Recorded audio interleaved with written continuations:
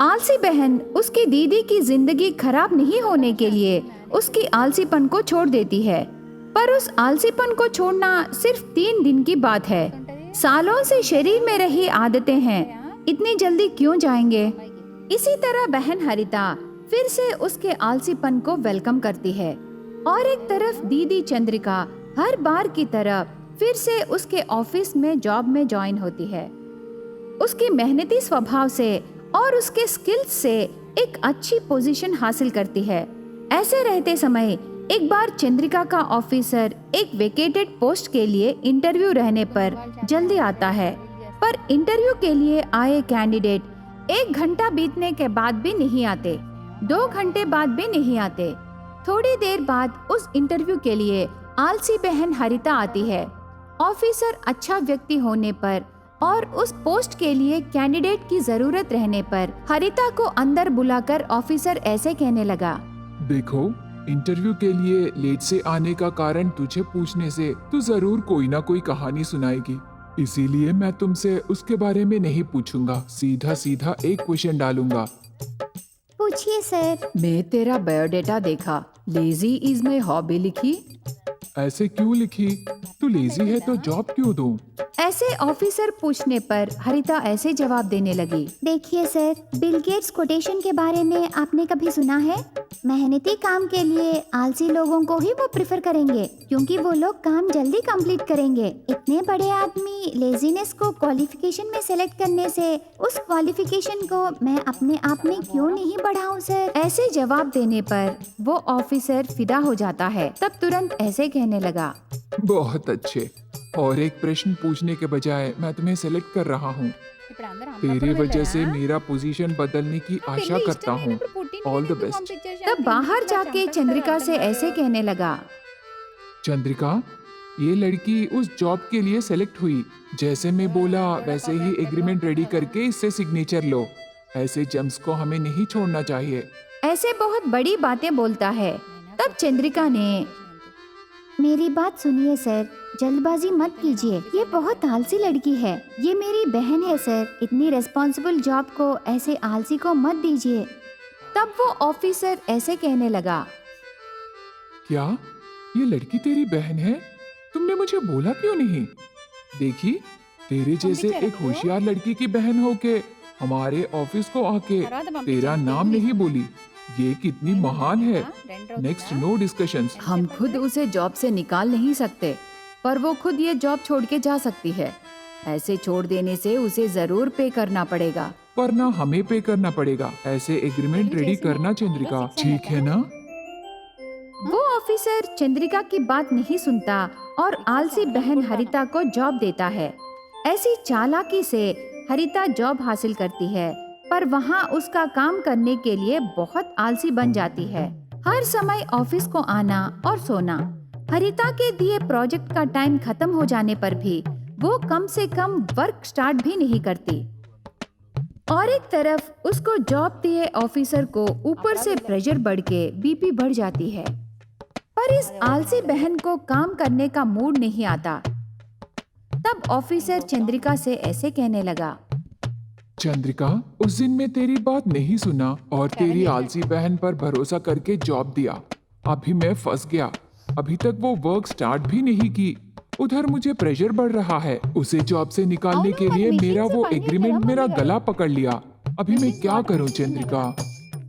अभी तो मैं कुछ नहीं कह सकती सर, आप मेरी बात नहीं सुने और उसे जॉब दिए।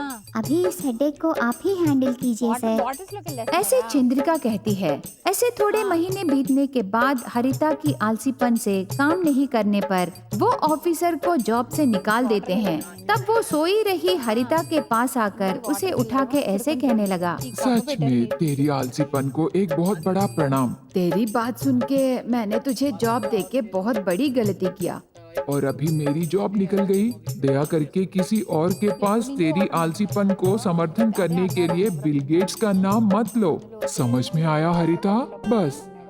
अरे सर, आप क्यों जॉब छोड़ना? मैं वर्क स्टार्ट करूंगी। अभी तक तो काम शुरू भी नहीं की, पर हरिता, मेरी पोजीशन बदलने की बात सच है। इतने ऊंचे स्थान पर रहे मुझे नीचे खींच ली। तुझे और तेरी आलसीपन को बहुत बड़ा प्रणाम हरिता। ऐसे कह के चला जाता है। उसके बाद उस पोजीशन में चंद्रिका को प्रमोट करने पर उसकी आलसी बहन हरिता का बेंड निकालकर उससे काम कराती है। उसकी आलसी बहन की आलसीपन को छुड़ाती है। ये स्टोरी आपको पसंद आने से लाइक कीजिए और हमारे चैनल को सब्सक्राइब कीजिए। Thank you for watching. एक गांव में चंद्रिका और हरिता नाम के दो बहनें रहते थे। उनके माता पिता बहुत साल पहले मर जाने पर अनाथ होके पेट भरने के लिए मेहनत करते थे, पर उन बहनों को उस गांव में कोई भी काम नहीं देते थे। अगर कोई भी उन्हें काम देने से उन बहनों से काम करा के पैसे नहीं देते थे। अगर वो पूछने से वो अनाथ होने पर उस गांव में रहे लोग दोनों बहनों को मजाक उड़ाते थे। सब गांव वाले उन्हें धोखा देने पर एक दिन दोनों बहनें ऐसे बातें करने लगे। बहन, इस गांव के लोग हमें बहुत धोखा दे रहे हैं रे। हम लड़कियां हैं और ऊपर से हम अनाथ भी हैं ना। हमारे ऊपर उनको तरस भी नहीं है और हमसे काम करा के पैसे नहीं दे रहे। हाँ दीदी, मुझे भी इस गांव के लोगों को देखकर बहुत नफरत आ रहा है। इन्हें हमें सबक सिखाना है दीदी। उसके साथ साथ हम पेट भरने का रास्ता भी ढूंढना है। क्या करें दीदी? ऐसे दीदी से कहती है। तब दीदी चंद्रिका ऐसे जवाब देने लगी। तू ज्यादा मत सोच बहन, ऑलरेडी मुझे एक आइडिया आया है। ऐसे करने से इन लोगों को सबक मिलेगी और हमारा पेट भी भरेगा।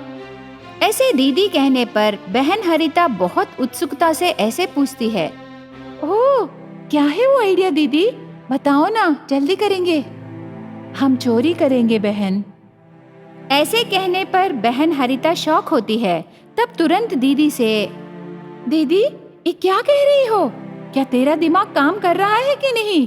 गांव वालों को सबक सिखाने के लिए हम क्यों चोर बने दीदी? शायद तू बहुत गुस्से में है। हम इसके बारे में बाद में बात करेंगे दीदी। तब चंद्रिका ने, बातें करने के लिए कुछ भी नहीं है बहन। मैं सब सोचकर यह निर्णय ली, हम चोरी करेंगे। पर हम चोरी पैसे या सोना नहीं करेंगे बहन। ऐसे चंद्रिका कहने पर हरिता आश्चर्य होकर, तो और क्या दीदी? इस गांव के लोगों को हमारे ऊपर तरस भी नहीं है, पर उनके पाले हुए पालतू जानवरों के ऊपर बहुत प्यार है ना। इसीलिए हम उनके प्यारे पालतू जानवरों को चोरी करेंगे। तब वो कंप्लेंट भी नहीं दे सकते। अगर पुलिस में कंप्लेंट देने से पुलिस वाले इस विषय में ज्यादा सीरियस नहीं रहते। ऐसे करने से हम उन्हें सबक सिखा सकते हैं और उनके पालतू जानवरों को फिर से उन्हीं को बेच के पैसे कमाएंगे। ऐसे दीदी का आइडिया बहन हरिता को बहुत पसंद आता है। इसीलिए उस गांव में एक छोटे से शॉप को पेट शॉप का बोर्ड लगाकर पहले उस गांव में रात के समय जाकर अच्छी नस्ल की मुर्गियों को, तरह तरह के बतखों को चोरी करके ले आते हैं। उसके बाद उनके रंग बदल देते हैं। एक बार पड़ोस गांव से एक कस्टमर बहनों के पेट शॉप को आकर ऐसे पूछने लगा, सुनो, तुम्हारे पास सिर्फ पक्षियां ही मिलेंगे या कोई दूसरे जानवर भी बेचते हो? तब चंद्रिका ऐसे जवाब देने लगी, सर, हमारे पास कुत्ते, खरगोश, पक्षी, ऐसे हम बहुत सारे पक्षी और जानवर बेचते हैं जो घर में पाल सकते हैं। उन्हें हम यहाँ इस छोटे से शॉप में लाके डिस्प्ले में नहीं रख सकते सर। वो सब हमारे कैनल में रहेंगे। अगर कोई कस्टमर्स पूछने से वो हम लाके उन्हें देंगे। ये बताइए सर, आपको क्या चाहिए? तो वो कस्टमर ने, अभी तो मैं मुर्गी खरीदने आया हूँ, मुझे एक अच्छी नस्ल की मुर्गी चाहिए। तब हरिता ने, ठीक है सर, आपका एड्रेस दीजिए, हम लाने के बाद आपको फोन करेंगे। ऐसे बहुत चालाकी से उस कस्टमर का पता जानकर उसके गांव को छोड़कर दूसरे गांव से चोरी करके लाए मुर्गियों को उसे दिखाते हैं। तब वो कस्टमर दो मुर्गियों को पसंद करके ऐसे कहने लगा, मुझे एक लेबर ब्रीड पप्पी भी चाहिए, कल तक तुम मंगा के रखो। ठीक है सर, इन मुर्गियों के पैसे दीजिए और पप्पी का एडवांस दीजिए। कल हम आपको पप्पी लाके कॉल करेंगे। ऐसे कह के एडवांस लेके भिजा देते हैं। तब दीदी चंद्रिका बहन से, बहन सुनी ना, लेबर डॉग पपी चाहिए। वो पिच्चैया शेट्टी के कुत्ते को बच्चे हुए ना, चल आज रात को जाके पपीज को उठा के लाएंगे। ऐसे एक रिवेंज टोन से दीदी कहने पर बहन हरिता ऐसे हाँ में हाँ मिलाने लगी। हाँ दीदी, परसों घर के सामान के पैसे देने में थोड़ा देरी होने पर वो सबके सामने बहुत बातें बोल के अपमान किया। चल जाएंगे अभी। ऐसे बातें करके उस दिन रात को बिस्किट्स में नशीले पदार्थ मिलाकर उन्हें लेके पिच्चैया शेट्टी घर का दीवार कूदकर माँ कुत्ते को नशीले बिस्किट्स खिलाकर उसके पप्पीज को उठा के ले आते हैं। इस तरह गांव वालों के पेट्स चोरी करके उनको रंग बदल कर बेचकर दोनों बहनें उस गांव वालों से बदला लेकर उनके पेट शॉप में आए हुए पैसों से खुशी से जीने लगे।